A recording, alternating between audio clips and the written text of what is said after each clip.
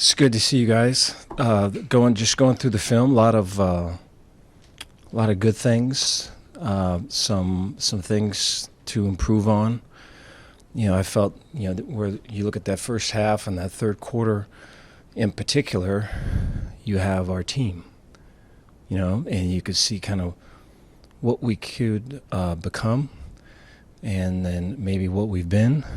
And I think in all of it, it's our choice. It's a choice we have to make, and I think it starts like today. I think attending class. I think taking notes. I think being on time for your learning specialist. All of those things. I think the hard choices that you can make consistently put you in a position for easier things down the road. I think the easier your choices are, put you in a position for harder things.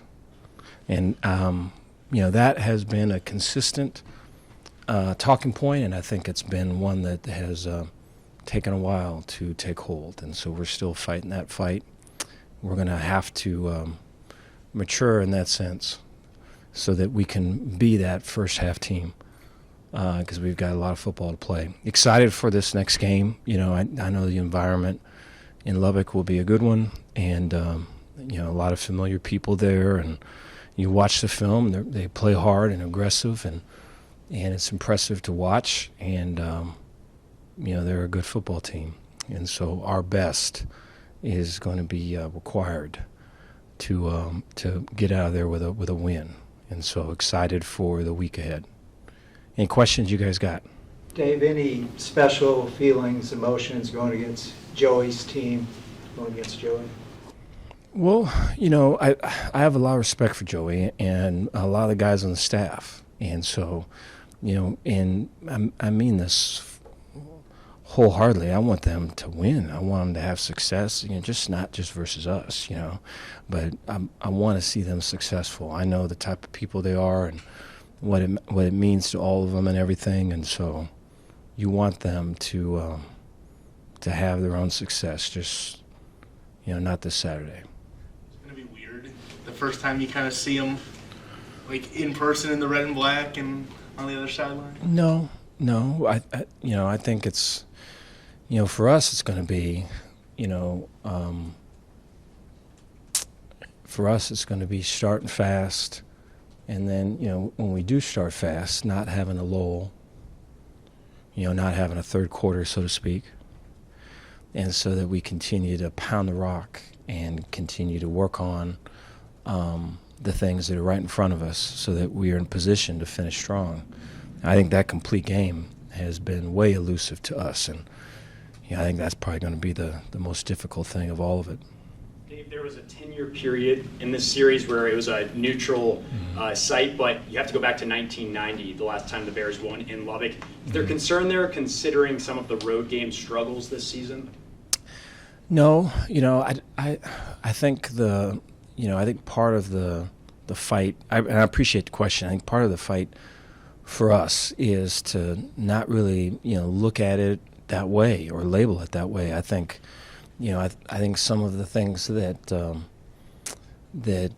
were for sure a struggle and for sure a lapse and for sure an underachievement in this past game in the third quarter were really kind of the same things that hurt us at West Virginia, and so one was home, one was away. I don't think the home and away really has anything to do with it. I think it's things within the team to where, I'm going to invite hard things so that, I'm callous to any circumstance that I'm in and that my standards will override any of that. And I think we're still working to get to that part.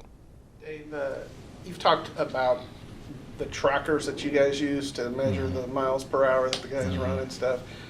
What are some of the other technology, and metrics that you guys use, and how has that changed since, you started coaching back in the day? So it's a good question. I appreciate it. I think it's funny because you kind of go back. For me, it's a little bit full circle. I think, you know, it was earlier in the year, was probably might have been relying on it too much. The hey, this is how fast we're running. You know, they can tell you if it's, you know, this is the how far, how hard, measured by divided by time. That would be the load. So you get an idea of that. And then, you know, it can tell you, hey, if they're under 3 miles an hour, this could be equated to walking. This is how much walking is going on. This is who's doing the walking. This is what period of practice, what part of the game. So all of that is there. And so, you know, I think there's early part in the year I was probably going off the numbers maybe too much. And it was because, you know, I wasn't really feeling the energy of practice. And these would be the old school things that prior to having numbers that you would, if you were just to be on the practice, you could feel it. And I know there's dudes that come and watch practice, and they'll have a sense of, like, you know, is this team in it? Are they not in it? You know, what's the feeling of it? The numbers sometimes can, while they're good, I think they're an aid to that feel. I don't think they replace the feeling, the read of it, you know? And so these last couple of weeks, really, these last 3 weeks, going on 4th week now, I think the feeling has been there. And then you have the numbers to kind of to be there side by side, and I think that's a positive thing. Coach, you experienced a night game in Lubbock a time or two. What do you remember about what the atmosphere is like? I think they have passionate fans. I think it gets to be loud. I remember when I was there, like the frozen tortillas, and just, you know, I think it's a fun place to play. I think you get into college athletics to be in environments where, you know, it means something to people, and you're playing for something. You know, something's at stake, and it all kind of matters and everything. And so that you know, that's going to be the case coming up Saturday night. Dave, has the offensive line, maybe particularly the last couple of weeks, become the guys that you thought they would be?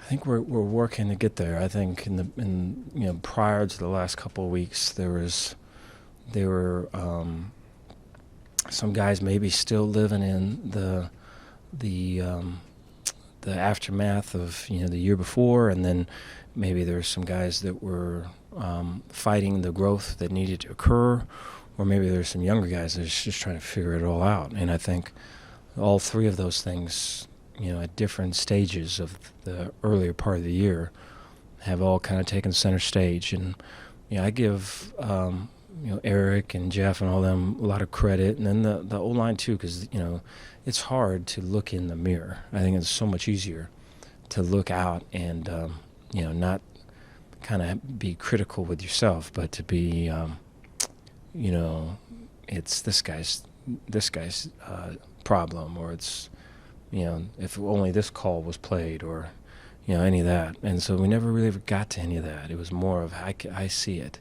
and they've been fixing it, and it's good to see.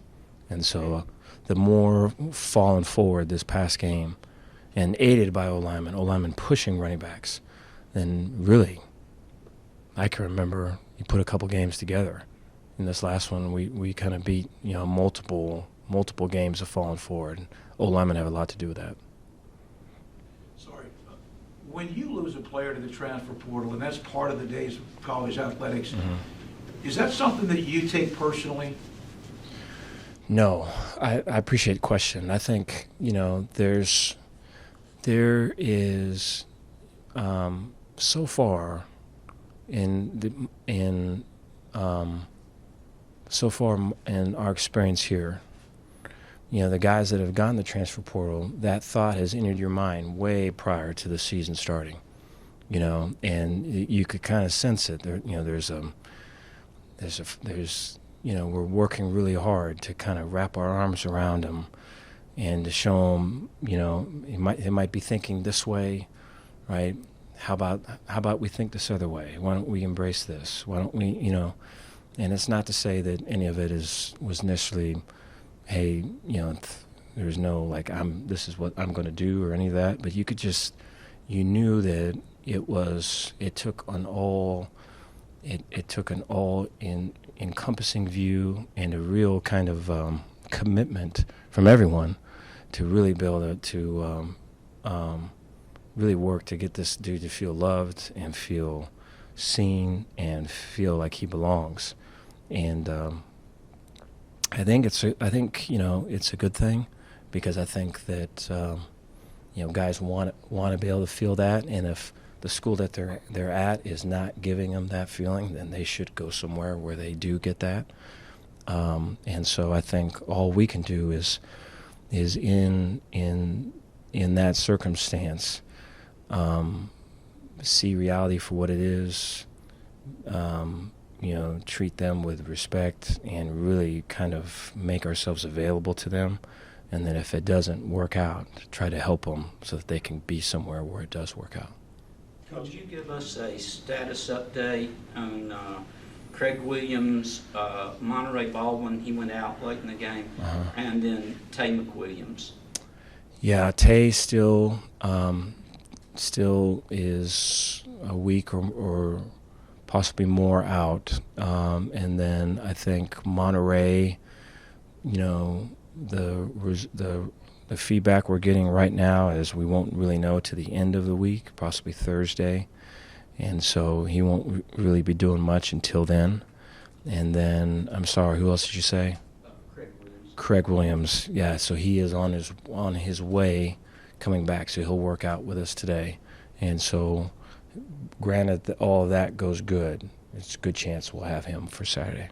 Would you consider going ahead and redshirting Tay? That could be something that comes up. We haven't really got to that discussion yet, though, with him. When you have a guy that's a power back like him, not that he can't run, and then he gets knocked out, basically, and it looked like it was almost helmet to helmet, you concerned about his mentality of what he does well when he comes back, when he suffered that? Yeah, I think anyone that's injured, period, I think there's any form of an injury, and I'll get to the specifics of your question, but any form of an injury, I think really you're talking about two types of athletes: those that have never been injured and those that have, and they're very different. The ones that have been injured realize what it's like to be all alone, like the world still goes on, and I'm not involved, and why is everyone still going about their things, and don't they see me over here hurting and not, getting rehab by myself, and everyone's playing games and I'm not. And I think there's the mental side of that is just such a strong thing, and I think for coaches to be side by side with all that, it's way important. And then I think when you add the concussions and then getting hit in the head and all that, I think it adds a bunch of layers to it. And so I think taking appropriate care for only them on their recovery, one, but then two, on answering the questions that come up of, am I ready for this again? Am I feeling confident in my abilities? Am I feeling confident in my health? All of those things I think really have to take some time to be addressed so that you're coming back better and stronger than before. And so I think it's for sure the quality of that care is most important. Coach, in terms of Blake, when he came back on Saturday and he scrambled pretty early, took a hit pretty early, in terms of that, is that something where did you have to tell him, hey, maybe stay in the pocket a little more this week, or is that a prerequisite to him coming back knowing that, hey, he's going to have to be able to scramble and run the option and take a hit? Appreciate that. Yeah, I think there's been some learning and growing, I think, just with Blake just out of the pocket, and I think it's still continuing, now. Absolutely, and so I think from really going all the way back, here's a former shortstop. Here's good agility, good speed, right? Good athleticism, good instincts, and everything. And then I think somewhere in there, we're just being in the pocket and just wanting to be right, I'm sure, and wanting to probably be perfect. To be honest, I think all of that has kind of held up some of the stuff out of the pocket. And then I think there's been turnovers and things that have kind of aided in kind of the holding up of all of it. And so I think our ability to fight through that and use that as an impetus to be better, I think is going to be a big part of the second half of the season for us, because I think Blake is a weapon when he gets out, and you can see glimpses of it, of the different release points, the instincts, and I just think the continued growth on that phase of his game, I think, will make him better, make us better. Dave, how have you seen Matt Jones progress? Obviously, he's played a couple different positions here. Yeah, so he's, I think this last game was probably one of his better games. And I think, Matt is always one who's very instinctive, has been a playmaker. I go back to the Big 12 championship and everything, and I think his role as a pass rusher and as a playmaker is one that really can still be fulfilled for this year. And I think this last one was probably the most glimpses we've had of it. I think, and there's been talks with him of like, Matt, these are the things that we're seeing. What do you see? And him saying, yeah, this is where I'm doing good. This is the areas I can improve. And so we've all been really working hard to get that done. And because I think when Matt Jones is playing like Matt Jones, we're way better. And I feel like we're on that path. When you turn on the film, what do you think is the biggest difference between Texas Tech now and when y'all played them at the end of last year? Yeah, I think their level of effort is really good, and I think it just speaks to their coaches and everything. And when you watch them play, their effort's strong, and I think offensively they play really fast. Their tempo, and they've had a few different quarterbacks in there, but they've all found ways to get the offense to work off the particular trait of the guy that's there. And then I think defensive-wise, a lot of pressure, a lot of stunts, a lot of blitzes, not a lot of defenses that look the same. There's a bunch kind of being thrown at you, and so you've got to prepare for kind of some chaos with some speed to back it up, and so it makes it where you've got your work cut out for you. Dave, it's hard to project, but is this the Richard Reese y'all saw in recruiting? Yeah, I think yes, I think the guy that plays hard, that plays with passion, that is way driven, that is humble and always wanting to learn, and is someone that plays with his his heart on fire. Is really, when you ask that question, that's the first thing I can think of. Is just how passionate he is, and I think I think we talked about it last time, was when he's hitting the hole as hard as he is, and his legs still churning, his pad level's down, and the O-line got him 4, and he got 1.5 yards or 2 on his own, right? Over time, the confidence of that offensive line just take off. And then after 2 or 3 reps of that, now the O-line's pushing him. So now it becomes 2-3 yards. And I think all of that matters, and that is happening right now. How much of a load can you see Quaylon Jones taking? It can be more, and I think his finishes with his runs, where I thought were way impressive. I was way proud of him. He's been blocking and taking on A-gap linebacker blitzes, and he's been catching balls out of the backfield, and he's been doing some of the dirty work type stuff, and then for him to be able to get the ball and then finish the way he finished on multiple occasions. And you go back to the beginning of the year where maybe there was a pitter-pat and there was a pause and a read and a light of caution, and all of that's out, and he's just playing fast and aggressive. it's really cool to see. It's a tribute to him, and so we all need more of it. Which obviously we know what Ben adds to the pass game from a tight end perspective. But in terms of Drake, where have you seen him become more of a guy where maybe you can give Ben a couple plays off and use Drake more in the passing game? Yeah, Drake has been similar to what we just talked about with Quaylen, just a lot of the dirty work, the down tight end, responsible for moving 6 or 7 techniques, or for sealing this 5 technique and getting up to a linebacker, or pinning an edge on a bootleg, right? The other tight ends maybe got the over route, and so I think some of his work has been that, but the growth in him has been more of, hey, it's one back, one tight end, three receivers, and he's that one tight end, and he's getting the action to him, and he's getting he's the first read, in the progression, and he's becoming more of a focal point.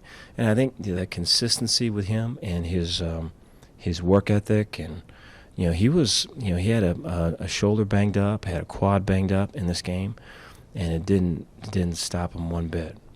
And he came out and he played well after all of that. So it's a credit to him. Thank you guys. Thank you, guys.